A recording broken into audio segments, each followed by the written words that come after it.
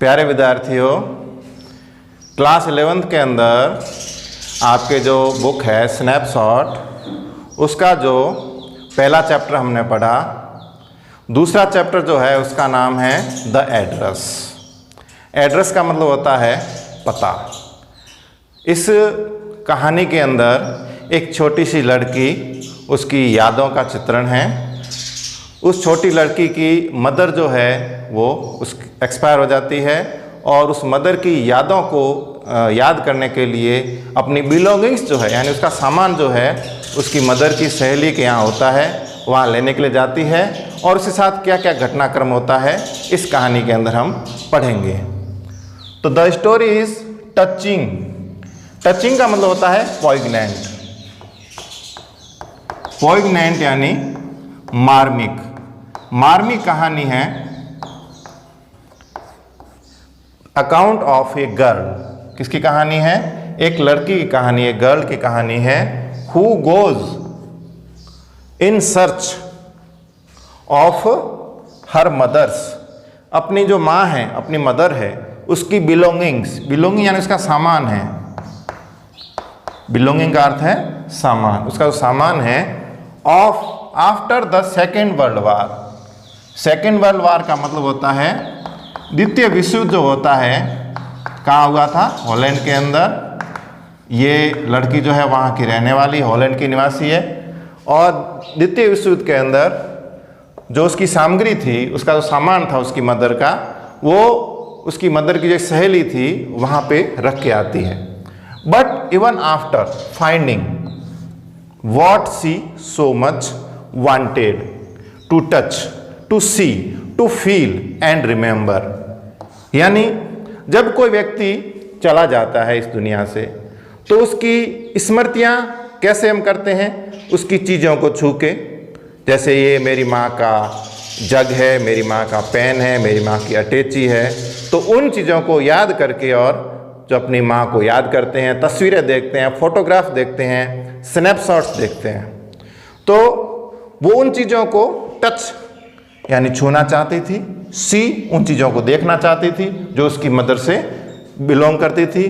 To feel उनको वो महसूस करना चाहती थी। एंड रिमेंबर याद करना चाहती थी। सी लिव्स एवरीथिंग एक एक चीज़ जो है वो जो छोड़ के गई थी बिहाइंड अपने पीछे। As it could not bring her dead mother back.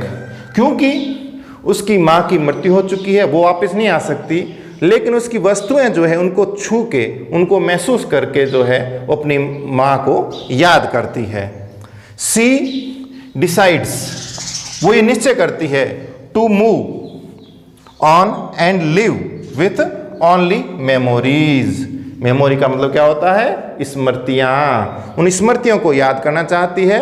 Of the former times, जो पहले समय था, पहले का जो समय था, उस समय को वो क्या करती है? याद करना चाहती है। द एड्रेस जो पता इस कहानी का जो है, that held so much importance. इस कहानी का जो टाइटल है, उसके लेखक कौन है? मार्गा मिंको। इसके लेखक मार्गा मिंको है। तो इस स्टोरी का जो टाइटल है एड्रेस क्यों रखा गया? क्योंकि जो इसके अंदर कहानी है एक छोटी सी लड़की की। छोटी सी लड़की, उसकी मदर की सहेली है, सहेली के यहाँ वो जाती है। एड्रेस दिया होता है, उस एड्रेस को ढूंढने जाती है कि वहाँ पे उसका मदर की सामग्री रखी हुई है। इसलिए इसका जो टाइटल है वो एड्रेस रखा गया है। तो address that held so much importance, यानी उसका बहुत ही ज़्यादा महत्व, इम्पोर्टेंस है। Till she visited that place, जब तक वो मिलती नहीं है उस महिला से, अपनी माँ की सहेली से, तब तक उसकी इच्छा होती है कि वो अपनी सामग्री को बैक करके आए, वापस लेके आए, ताकि उनको वो याद रख पाए। लॉस्ट इट्स वैल्यू, वैल्यू यानी इसका महत्व, इसका मूल्य जो है समाप्त हो जाता है। एंड द गर्ल रियलाइज यानी उसको एहसास होता है, वो महसूस करती है। रियलाइज का मतलब क्या है? उसको एहसास होता है, महसूस करती है कि the it could get her nothing, उससे कुछ नहीं मिलेगा। उसे क्या मिलेगा? सिर्फ पेन मिलेगा, यानी दर्द मिलेगा उसे। इस बात की इसके अंदर चर्चा की गई है। इस कहानी में एक लड़की की माँ की यादों का मार्मिक चित्रण है। तो प्यारे विद्यार्थियों, ये बुक जो है स्नैपशॉट, इसका सेकंड चैप्टर जो है समरी मैंने आपको बता दी है। अब जो है हम इसके बारे में अध्ययन करेंगे। तो द एड्रेस, इस चैप्टर का नाम द एड्रेस, और द एड्रेस इसके राइटर जो हैं Marga Minco. Marga Minco, this story is a poignant account. Poignant ने बता दिया, पोइग्नेट का मतलब होता है मार्मिक चित्रण, टचिंग स्टोरी है। Poignant account of a daughter, एक पुत्री का, who goes in search of her mother's belonging, अपनी माता के जो सामग्री है, बिलोंगिंग का मतलब उससे संबंधित जो सामान है उसके बारे में चर्चा की गई इसके अंदर। In search of her mother's belonging after the war, युद्ध कहाँ होता है? हॉलैंड के अंदर होता है। When she find them, जब उसको उसकी मदर का जो सहेली होती है वो मिल जाती है, find them मिल जाती है, the objects evoke memories of her earlier life। तो ऑब्जेक्ट का मतलब क्या है? वही बिलोंगिंग्स, वही सामान, तो उसकी माँ की याद दिलाते, स्मृतियाँ दिलाते हैं। However she decide to leave them all behind and resolve to move on, लेकिन वो क्या करती है? दृढ़ संकल्प करती है कि ये जो चीज़ें हैं उसे क्या देगी? कुछ नहीं देगी, सिर्फ पेन देगी। तो इसके अंदर क्या क्या हुआ घटनाक्रम? Do you still know me, I ask, मैंने पूछा, पहली line, do you still know me, क्या तुम मुझे अभी जानती हो? ये लड़की है, पूछ रही है अपनी माँ की सहेली से। The women looked at me searchingly, उस औरत ने मेरे को देखा। She had open the door, उसने दरवाज़ा खोला। आई कैम क्लोजर, मैं पास गई। And stood on the step, और मैं सीढ़ियाँ चढ़ने लगी। No I don't know you, उसकी माँ की सहेली ने बिल्कुल मना कर दिया कि मैं आपको नहीं जानती। I am Mrs S daughter, तो मैंने अपना परिचय दिया कि मैं जो हूँ एस की पुत्री हूँ, एस की डॉटर हूँ। She held her on the hold as though she wanted to prevent it opening any further, वो क्या गेट के सामने खड़ी होगी ताकि मैं अंदर नहीं जा पाऊँ। Her face gave absolutely no sign of recognition, लेकिन वो जानबूझ के उसने जो है मेरे को पहचानने से इनकार कर दिया, जानबूझ के। सी केप्ट स्टेयरिंग, और मेरे को वो जो है साइलेंस यानी चुप्पी के अंदर मेरे को घूर कर देखने लगी। परहैप्स आई वॉज मिस्टेकन, हो सकता है मेरे से कुछ गलती हुई हो। आई थॉट, मैंने सोचा। परहैप्स इज नॉट हर, हो सकता है कि वो मेरी माँ की सहेली ना हो। I had seen her only once, मैंने सिर्फ एक बार उसे देखा था। And that it years ago, बहुत साल पहले देखा था। It had most probable that I had रंग द रॉन्ग बेल, हो सकता है कि मैंने किसी गलत घर की बेल बजाई थी, घंटी बजाई थी। The woman let go of the door and stepped to the side, वो अंदर चली गई, दरवाज़ा बंद कर दिया। She was wearing my mother's green knitting cardigan, उसने मेरे को नहीं पहचाना लेकिन मैंने उसको पहचान लिया। कैसे पहचाना प्यारे विद्यार्थी?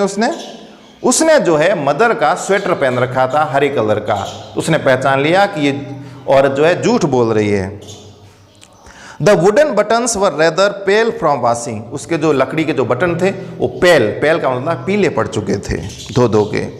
सी सा that I was looking at the cardigan and half it herself again behind the door, और वो पीछे चुपके से मुझे देखने लगी। But I knew now that I was right, लेकिन मैं ये जान गई कि मैं सही घर में आई हूँ और वो जो है झूठ बोल रही है। Well you know my mother, I asked, मैंने फिर पूछा, क्या तुम मेरी माँ को जानती हो? हैव यू कम बैक, क्या तुम वापस आओगी? सेड द वुमन, औरत ने कहा। I thought that no one had come back, मैंने सोचा जो चला जाता है वापस नहीं आता है। ओनली, उसने कहा मैं ही आई हूँ। Next page, next paragraph. अ डोर ओपन, दरवाज़ा खुला गया।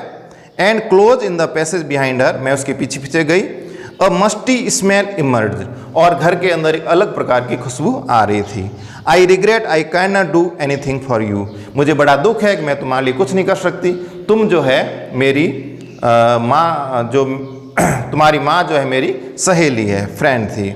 आई have come here specially on the train, उसने कहा मैं रेलगाड़ी से आई हूँ। I wanted talk to you for a moment, मैं एक क्षण बात करना चाहती हूँ। सी नोड, उसने सिर हिलाया। And cautiously close the doors, दरवाजा बंद कर दिया, as though no one inside the house should be disturb, ताकि कोई डिस्टर्ब ना हो। I stood where I was on step, मैं सीढ़ियों के ऊपर खड़ी हो गई।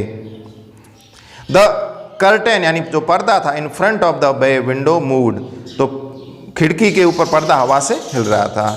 समवन स्टेयर्ड एट मी, किसी ने मेरे को घूर कर देखा, and would then have asked what I wanted, और वो सोचने लगी कि क्या चाहती है। Oh nothing, the woman would have said, it was nothing, ऐसा कुछ भी नहीं है। I looked at the name plate again, मैंने पुनः नाम देखा कि कहीं मैं कहीं गलत घर में तो नहीं आ गई। Dorlings it said in black letters on white animal, नाम उसका लिखा हुआ था, and the jamb a bit higher the number 46, यानी जो एड्रेस था वो बिल्कुल सही था और मैं बिल्कुल सही घर में आई थी। एज आई वॉकड स्लोली, मैं धीरे धीरे चल रही थी बैक टू द स्टेशन की ओर जा रही थी। I thought about my mother, मैंने अपनी माँ के बारे में सोचा, who had given me the address, जिसने मेरे को एड्रेस बहुत सालों पहले दिया था। तो प्यारे विद्यार्थियों, ये एक छोटी सी कहानी है, और वो जो है उसकी मदर की सहेली बिल्कुल मना कर देती है, उसने पहचाना नहीं है, उसने ये सोचा कि उसे सामान वापस लौटाना होगा।